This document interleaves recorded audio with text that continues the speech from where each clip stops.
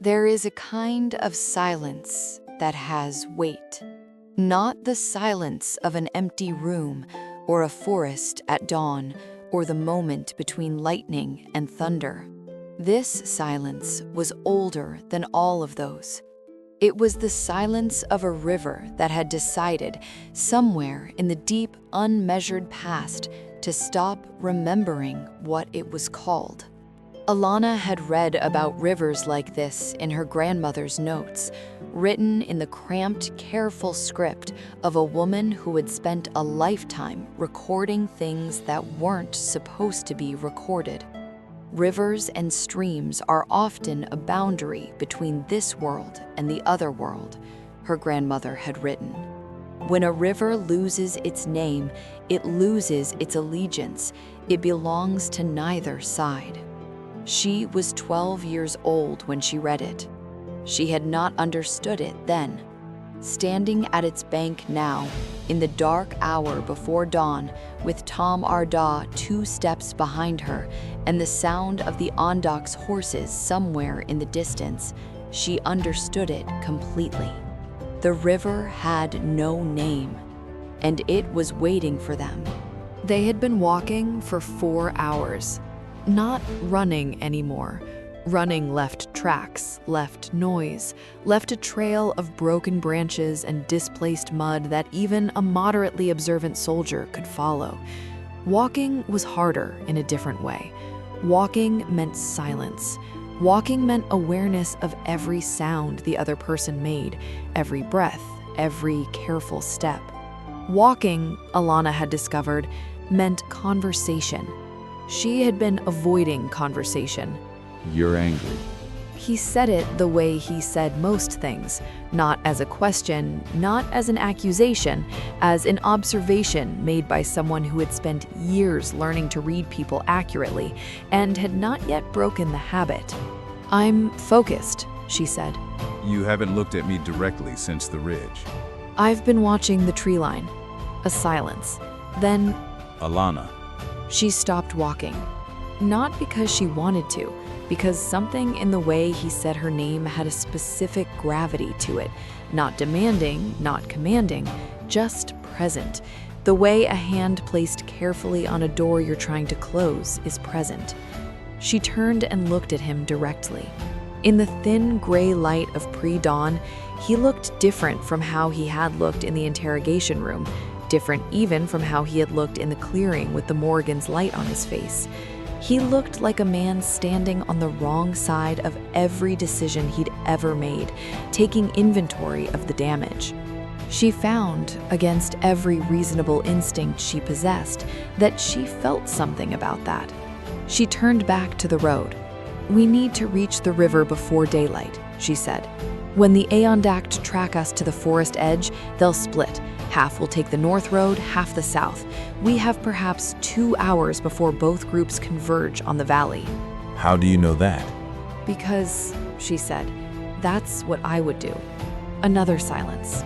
This one had a different texture. You've thought about being hunted before.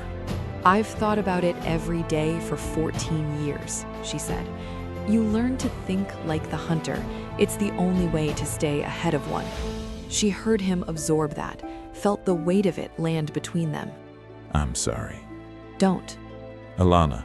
"Not now," she said. "Survive first, sorry later." She kept walking. After a moment, she heard his footsteps resume behind her. The valley opened before them as the sky began to shift from black to the deep, bruised blue of very early morning. In Celtic belief, rivers were not merely physical things, they were thresholds, boundaries that one crossed to enter different states of being. Looking down into the valley now, Alana felt the truth of that in her bones before she saw it with her eyes. The river below was wrong. Not in any way she could immediately articulate. It moved the right direction, it had the right width for a river fed by autumn rains, it caught the first gray light of dawn and threw it back the way water does, but it had no sound. She stopped at the valley's edge and listened. Rivers had voices. Every river she had ever known, the black stream behind the cottage, the wide, shallow ford at the market town, the falls her mother had taken her to see as a child. Every one had a distinct voice, a vocabulary of current and stone and depth. This river was mute. The river that forgot its name, the Morrigan had said. You feel it. He had come to stand beside her. Not close, there was still a careful, deliberate distance between them, the kind maintained by two people who are both acutely aware of exactly how much distance there is. Yes, she said. What is it? She considered how to explain it to someone who had spent his life actively suppressing the ability to feel these things. It's sacred, she said finally, or it was. Something happened to it. Something that made it forget itself, like a person who has been told for so long that what they are is wrong that they eventually stop knowing what they were. The Aendok destroyed the standing stones, He said, but before that, before I joined 10 years ago, they destroyed the sacred wells, the sacred shrines, the offering places. How many? Hundreds, across the whole territory. It was called the cleansing. The word fell between them like something heavy dropped from a height. Alana looked down at the silent river. That's why the veil is breaking, she said. It's not just the stones. They've been dismantling everything that held it, every offering site, every sacred water, every anchor between this world and the other world. For how long? She did the arithmetic in her mind. The Morrigan had said the binding had been failing for 7 years. Tom had joined the Aendok 10 years ago. Since before you arrived, she said, but you accelerated it. She hadn't meant it as cruelty. It landed like it anyway. She watched him take it. He didn't flinch, didn't deflect, just accepted it the way a man accepts the weight of something he knows he has to carry. Then we fix it. Simple as that. Then we fix it. Alana pulled her cloak tighter and started down into the valley. Up close, the river's silence was even more profound. In the oldest Celtic traditions, rivers were personified as goddesses, providers of wisdom, healers, keepers of the boundary between life and death. Standing at the bank now, Alana could feel the absence of that presence, the way you feel the absence of a person who used to fill a room. Something had been here, something ancient and female and vast, and it had gone quiet. You want to wade in. I want to wade in. The water is. Cold, yes. I've been cold before. She was already removing her boots. Stay on the bank. Watch the valley. She stepped into the river. The cold hit her like a fist, not the ordinary cold of autumn water, but something deeper, something that went through skin and muscle and reached for something more essential. She had expected it. She kept moving. The riverbed was smooth beneath her feet, too smooth, the smoothness of stone worn by centuries of water and intention, not just geology. She waded deeper. The water rose to her knees, her thighs, the hem of her dress, dragging dark and heavy. And then she felt it. Under her left foot, a vibration so subtle it was almost below sensation. The same frequency as the standing stone in the forest, the same note in the same chord she had felt in the mark on her wrist. She stopped, looked down. Beneath the water, barely visible through the current, a spiral carved into the bedrock of the riverbed, spiral inside a spiral inside a spiral. She reached down into the freezing water and pressed her marked wrist against the carving. The river remembered. Not loudly, not with any of the drama of the standing stone in the forest, but quietly, the way someone remembers their own name after a very long illness. A single note, low and resonant, that moved through the water and through her bones and through the mark on her wrist simultaneously. And with it, a voice. Not the Morrigan's voice, older, softer, the voice of water itself, if water could speak, ancient and female and patient beyond human understanding. "You carry the debt," the river said.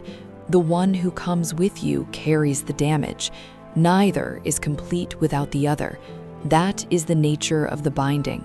"What is the binding?" Alana asked aloud. "The Morrigan bound 2 bloodlines at the founding of the Old Order," the river said. "One to protect the magic, one to serve it. Each generation, 2 are born with the mark, one from each line.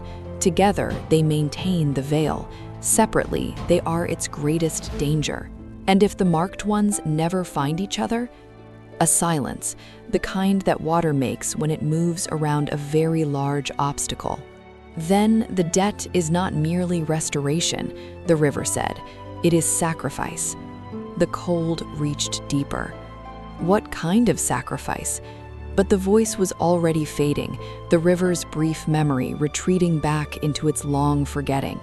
Alana stood in the center of the nameless river as it slowly, haltingly began to make sound again, a low murmur like someone just learning to speak, and she stared at the spiral beneath the water and turned the word sacrifice over in her mind like a stone with something living underneath it. She did not look at Tom. She didn't need to.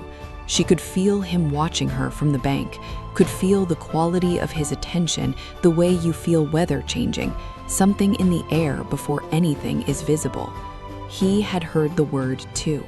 She came out of the river shaking, not from cold, or not only from cold, from the specific tremor that comes from having touched something ancient that touched you back. Tom was waiting at the bank with her boots and her cloak held out before she reached the edge.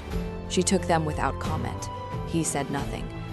This, she was beginning to understand, was one of his particular qualities. He had an accurate sense of when silence was more useful than words, and he used it without self-consciousness. She sat on a flat stone and pulled her boots on with hands that were not entirely steady. The river spoke to you. It wasn't a question. "Yes," she said. What did it say? She looked up at him. He was standing with his arms at his sides and his storm-gray eyes on her face, and there was something in his expression she was still learning to read, a quality of absolute attention that she suspected most people found overwhelming, and that she found, against her better judgment, simply honest. "It said the binding requires both of us," she said. "One bloodline to protect the magic, one to serve it. That's what the marks mean. That's what the Morrigan chose us for." And the sacrifice it mentioned. "I don't know yet," she said. The river faded before it could tell me. A silence. The new morning light was coming slowly over the eastern ridge, pale and thin, the specific light of a world that wasn't sure yet whether it was going to warm up. I need to tell you something. She looked at him. The dreams I told you about. The ones I've had every Samhain at 7 years. "What about them?" Quietly. In the dream, I never knock. She went very still. There's a cottage. One window with a bone-white candle. I stand outside for a long time and I watch the light. And then I leave. Every year, the same dream. Every year, I leave without knocking. He looked at the river. I told myself I was coming to Dunmara because of a report, because it was my job, because someone had written a letter about a candle and I was the appropriate officer to investigate it. A long pause. Quietly. I think I was coming because I finally wanted to know what was behind the door. The morning light reached the riverbank. Alana looked at this man, this careful, controlled, deeply competent man who had spent 7 years destroying the things she loved and dreaming about her window, and she felt something shift in the architecture of her carefully constructed defenses. Not collapse, not dissolve, just move, a fraction, the way a very heavy door moves when someone finally turns the handle. "You knocked," she said. She stood up, cloak settled around her shoulders, and started walking west toward the third stone. After a moment, she heard him follow. They found shelter before midday in the ruin of an old stone chapel, the kind that existed in the borderland between Christian faith and older belief, where the priest had kept one eye on the cross and one on the standing stone visible through the eastern window. They ate in silence, drank water from the river, which had, by the time they filled their flasks downstream, recovered enough of itself to taste clean. Alana was halfway through working out the approach to the third stone, the one beneath the undocked garrison, the one they would have to walk back into, when Tom said, Devon will already know we're together. She looked up. He doesn't miss things. Never has. The moment my horse wasn't in the stable and you weren't in your cottage, he would have understood exactly what happened. What will he do? He paused for a moment, the pause of a man thinking carefully about someone he knows extremely well and does not entirely trust. He's a scholar. Before he joined the Undocked, he spent years studying the old texts, the original binding records, things that were supposed to have been destroyed. Supposed to have been destroyed. Davin keeps copies of everything. He's been with the Order for 12 years, and in that time he's built... She heard him choose the word carefully. A collection of knowledge that no one else in the Undocked knows exists. And now he knows the marks are real? Alana said slowly. He knows the binding is failing. He knows what the third stone is and where it is, because he built the garrison on top of it. She looked at Tom. She watched him arrive at the same place she had already reached. He didn't build it there by accident. Tom said. His voice was flat and careful and very controlled. He built it there deliberately. 3 years ago, he chose that location. A silence that had no bottom to it. He's been waiting, Alana said quietly. He read the original binding. He knew what the third stone was. He didn't destroy it. He built a fortress over it. And now he's waiting to see what the two marked ones will do when they need to reach it. Because whoever controls the third stone controls the binding. Yes. The ruined chapel was very quiet around them. Outside, somewhere over the valley, 3 ravens circled, patient and silent and watching. Alana stood and began gathering her things. Then we reach it first, she said.